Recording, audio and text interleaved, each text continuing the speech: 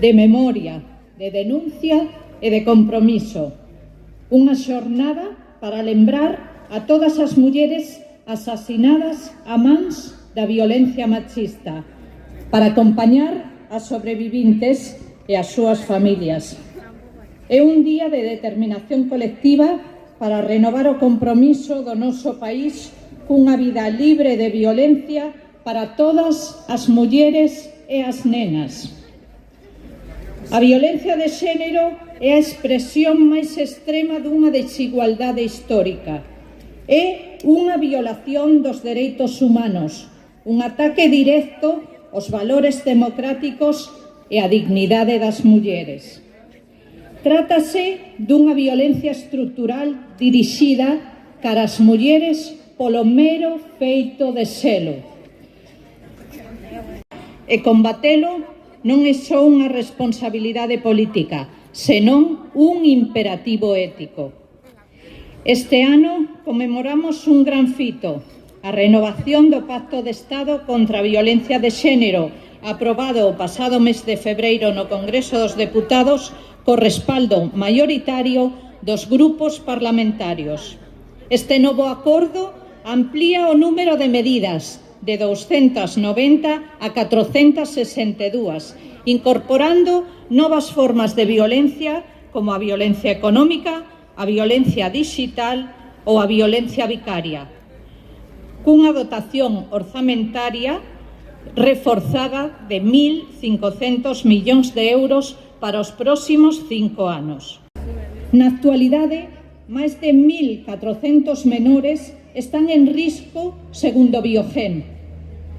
Lexislar sobre este tipo de violencia é un clamor social que busca visibilizar, recoñecer, previr, sancionar e erradicar esta forma de violencia.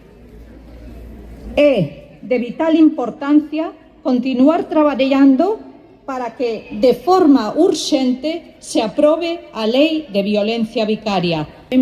Sumámonos á chamada global impulsada por Nacións Unidas e reafirmamos o noso compromiso coa prevención, coa atención e coa reparación da violencia machista. Non daremos ningún paso atrás nesta loita.